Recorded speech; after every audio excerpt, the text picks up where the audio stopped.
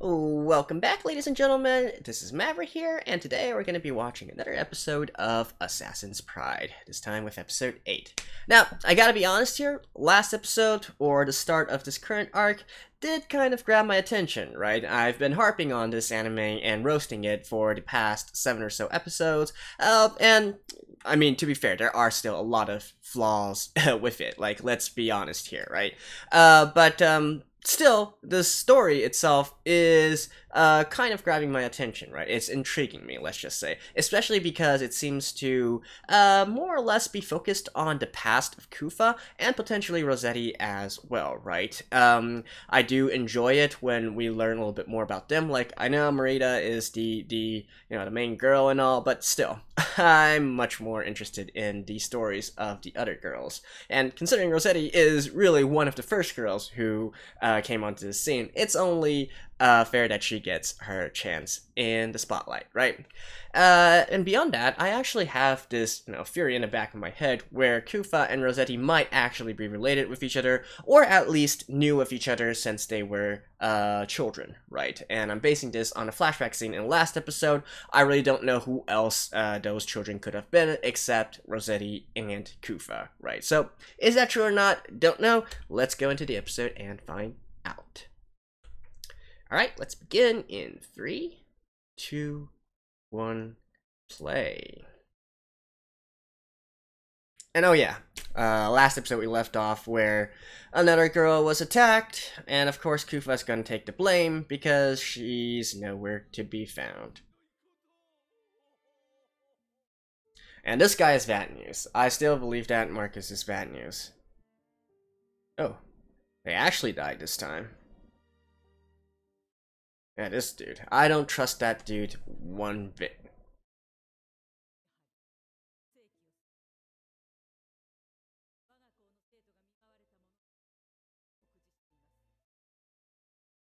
The vitality was sucked up, so are they dead or not?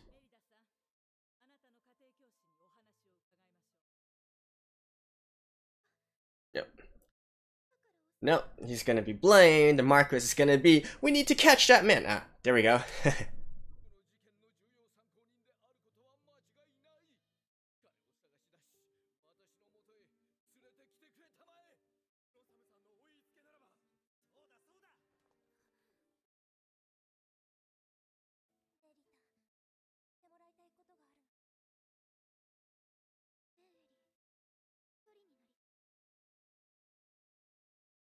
What? Alright. Let me skip this real quick. And back. The last testament of a certain skill.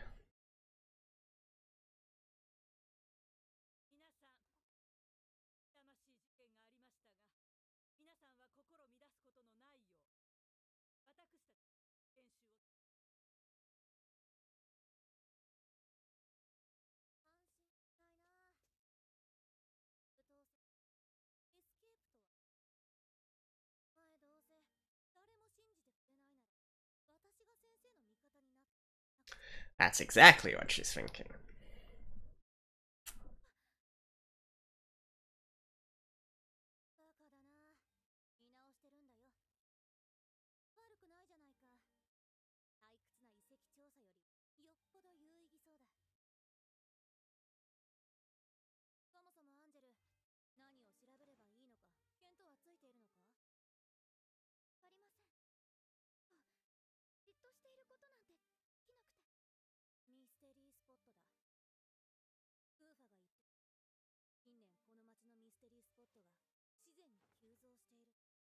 Mm-hmm.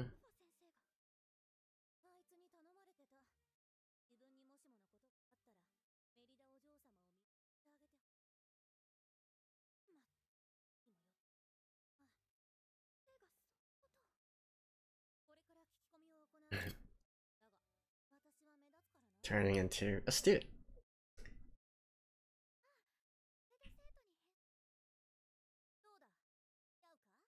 Yeah, it fits you.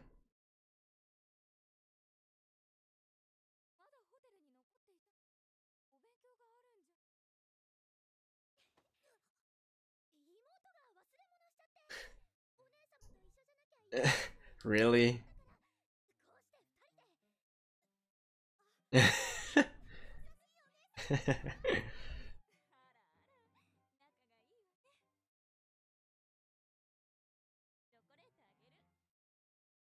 Huh?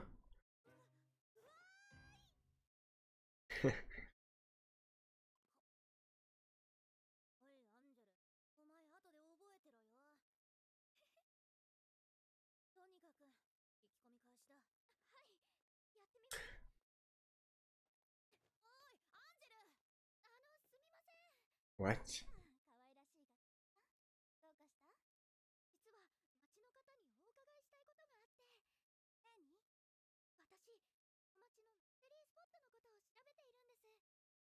That's a little bit too direct, girl. And why do they keep handing out candy? Ah, that is... If I had to venture, I guess, I'd say those candy are what's causing all the illness and what.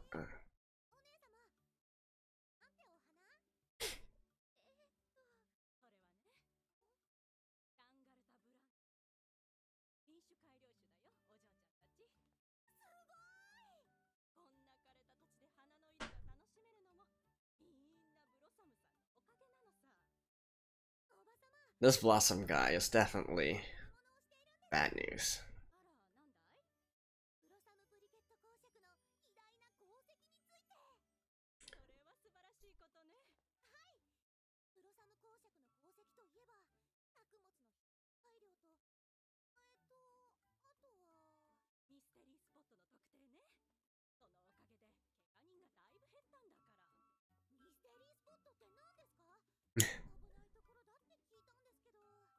Yeah, she's good at this.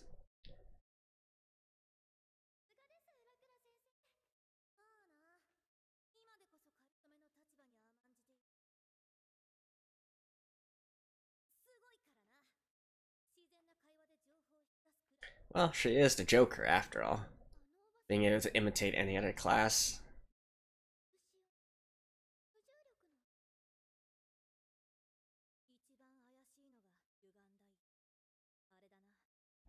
Oh, I thought all the mystery spots had the exact same kind of power to them. It looks like all the mystery spots are actually are just different places with different things there.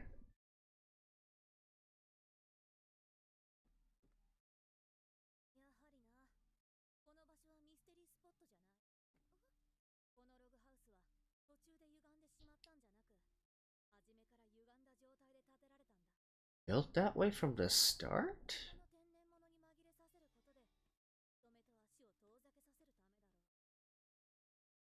Ah. Okay.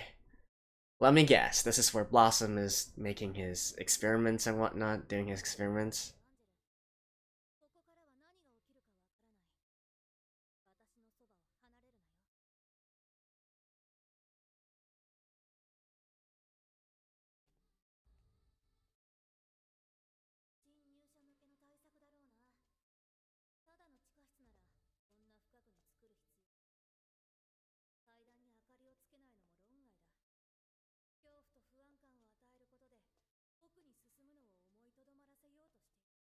Really?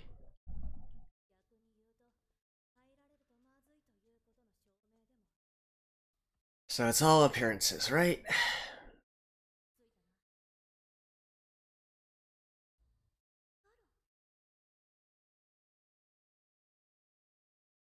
And what did I find?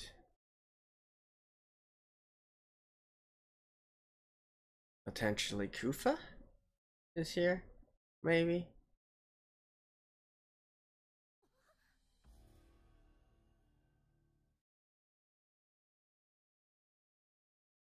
And now a lot of other dead people.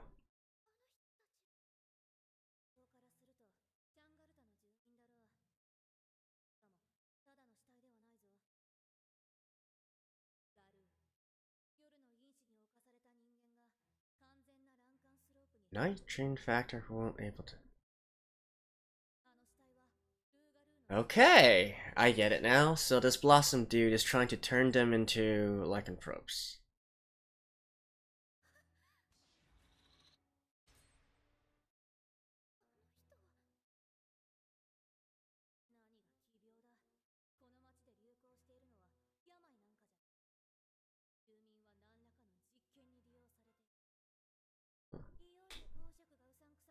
Like, I mean, pretty obvious. So let's say, maybe the Marquis is going to sneak up behind them right now.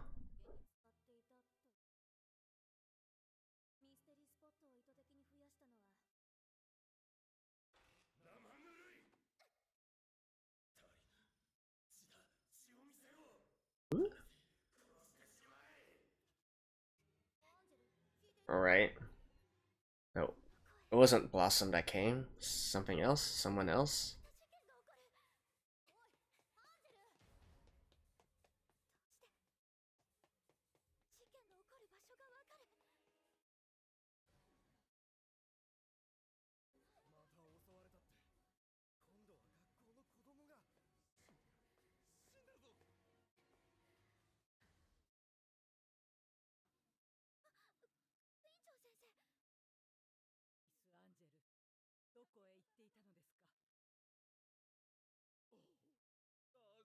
No.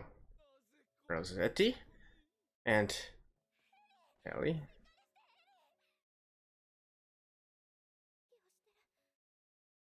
Okay, so they just get their vitality sucked up.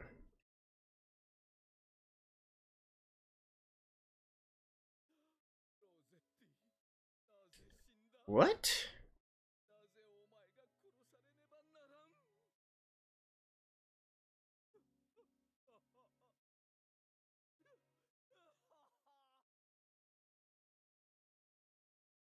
Alright. I mean, I think obviously she's not dead. But, or is she?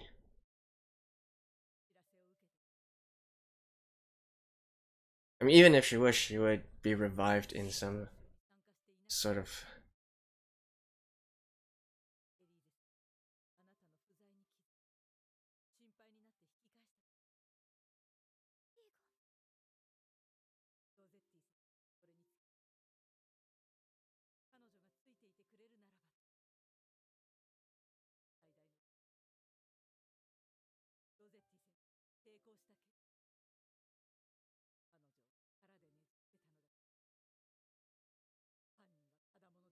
Right, right, right.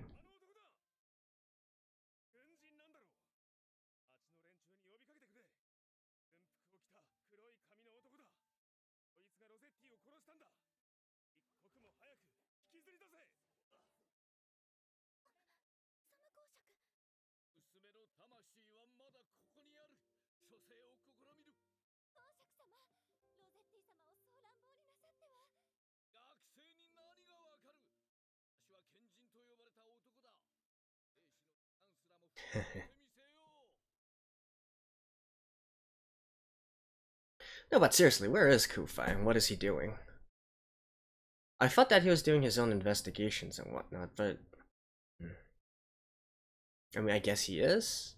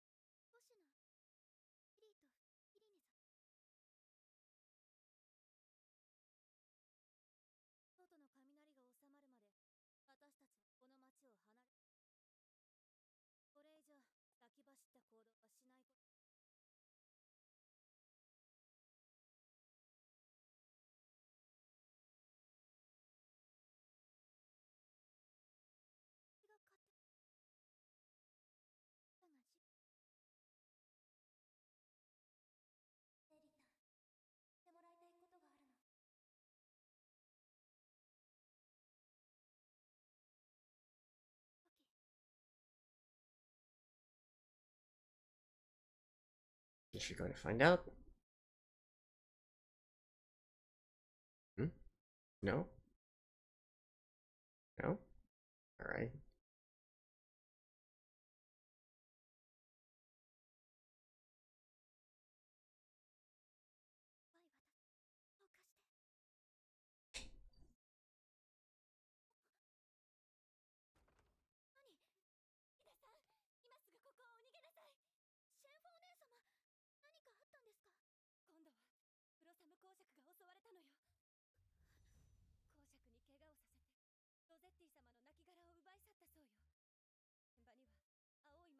Really?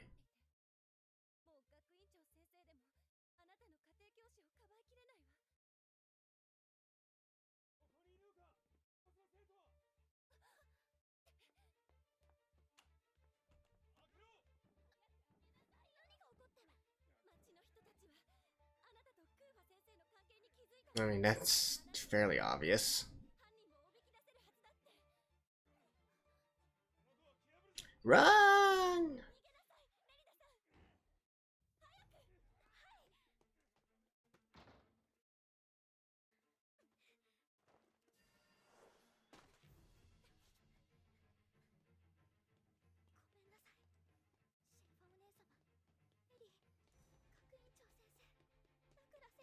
You look where you're going, girl.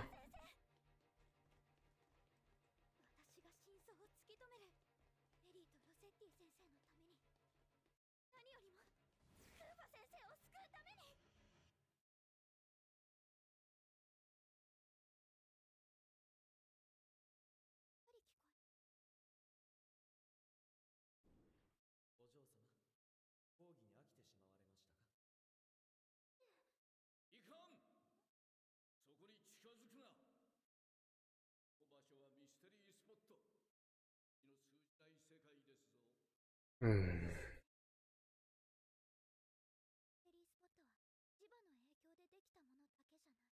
Mm-hmm.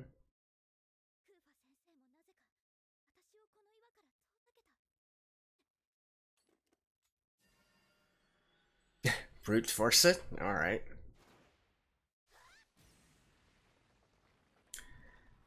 For someone on the run, you're sure making a lot of noise, girl.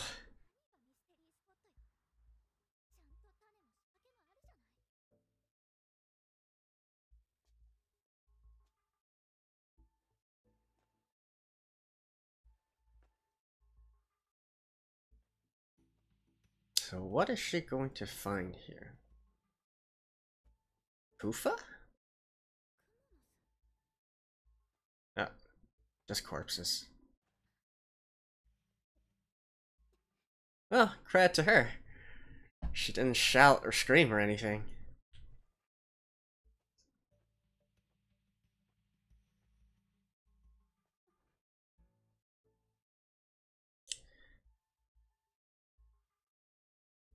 Now, this would seem like Blossom.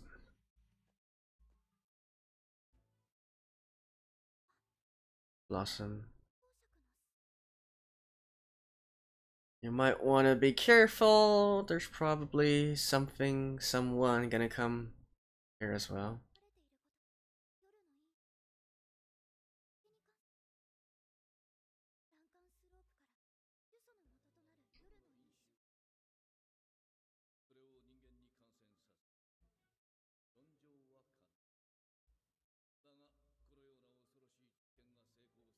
Alright. I mean, figured as much.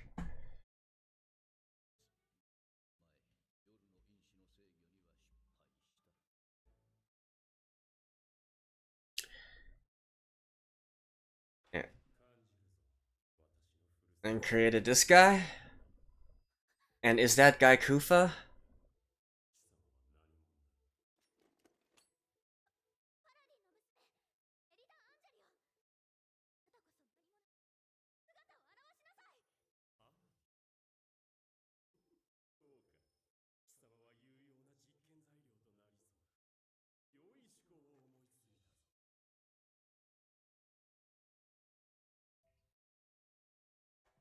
Oh, he actually has a body? Okay. What?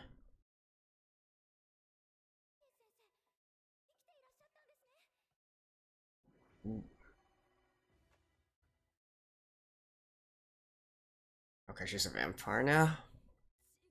Similar to Kufa.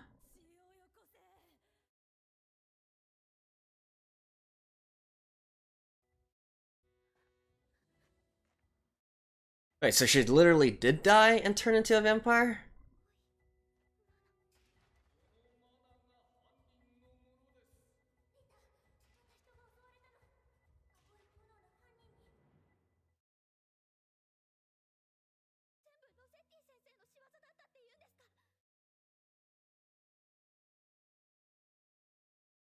What?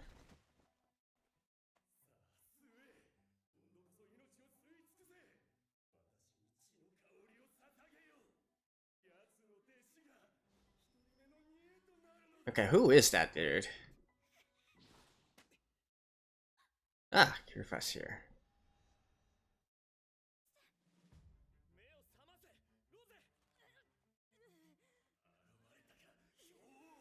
Ice King.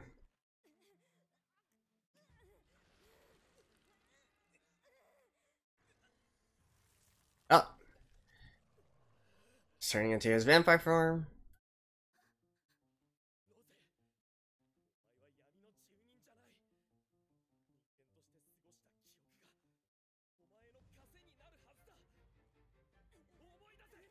What?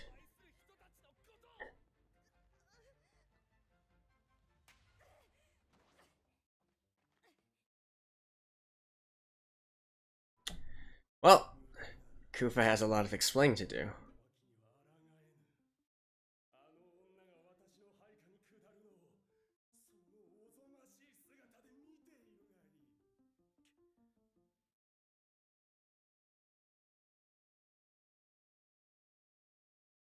Yeah, you got a lot of explaining to do.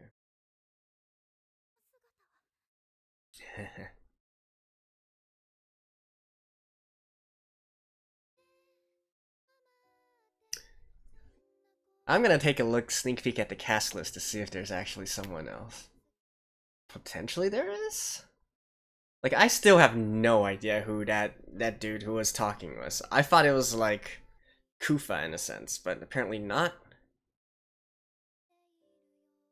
Ah, actually in the flashback scene there was one more guy in black, right? Probably that dude. Anyways, let me skip this real quick. See you guys in a second. Alrighty, so with this episode, I guess the first half of my my predictions or theories in regards to the story has come true. The latter half, in regards to, you know, the relationship between Kufa and Rosetti and how it relates to this whole thing, still not quite sure, but I'm still getting more and more confident in this guess here. So let's do a quick recap, right? We do know, of course, that this Marcus Blossom Prickett is doing research into the night gene, right? And he's trying to use some sort of illness as a cover-up to gain bodies for his experimentation, right? And he's also using these so-called mystery spots to hide these places of experimentation away from the townspeople here.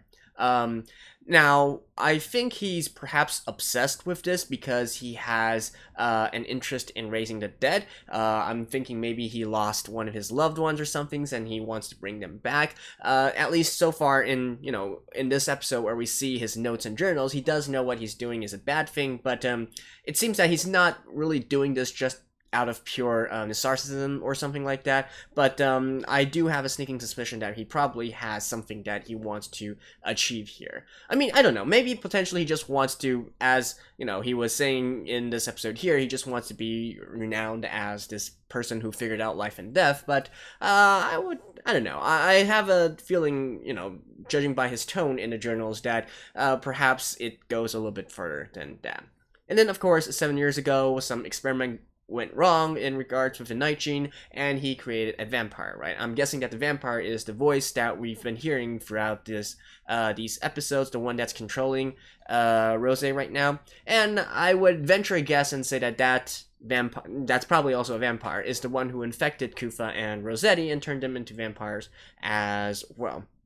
And again, I based this and also the further relation between Kufa and Rosetti and how it relates to the flashback at the beginning of episode 7 because they both utilize the same blue mana, right? So I definitely, you know, have even a deeper sneaking suspicion that these two are somehow connected to each other. And you know, there was a point in this episode where I thought that Rose might have been turned into a vampire by Blossom, right? He was carrying her off, and I assumed that he was going to do some experimentation on her and whatnot. But I don't think so, actually, with the way things are playing out, and added to the fact that Kufa did mention that, you know, he said his dialogue with Rosetti was that, think of the well, not just her to him. I mean, not just him to her, but also you know, the bad guy in the background and whatnot was saying how she was resisting some things of 7 years and whatnot, and also, you know, Kufa said, remember the times as a human, and you can resist this or something. It leads me to believe that she was already a vampire, and just similar to Kufa was, you know, was hiding it in, if you will, right? And perhaps the difference here is that Kufa is able to willingly transform, he's able to tap into this power, whereas Rosa has no memories of these certain events. And I'm also going to venture a guess and say that what Elisa was trying to tell Merida within this episode was that she wanted to tell her Rosa was acting a little bit strange and whatnot, or maybe she saw her do something that had relation to the people being attacked, right? So I think, you know, as a quick recap, that's probably what the story is at so far. And so far, I'm still holding on to the theory that Kufa and Rosetti are somehow related, and those two are probably the two children we saw at the beginning of episode 7 there. Now, as to their actual relation, I don't know. It'd be funny if they were actually siblings, but I don't know. Let's see. Anyways, and with the end of this episode, with Kufa transforming directly in front of Merida, well, he's got a lot of explaining to do, right? With the way that things have been going so far, and the way that the anime likes to structure itself, and the dialogue and whatnot, and the cliches it's using, I'm guessing that it's going to be some combination of, you know, being very sorry, you know, getting down on his knees or whatnot, sorry for deceiving Ojo-sama, deceiving the lady, and even though it's very hard for Merida to trust Kufa again, you know, please know that Kufa is only trying to do the best for her or whatnot, and he would never do anything to harm her. You know, some kind of dialogue of that sort, right? I would say, or perhaps some sort of variation to it.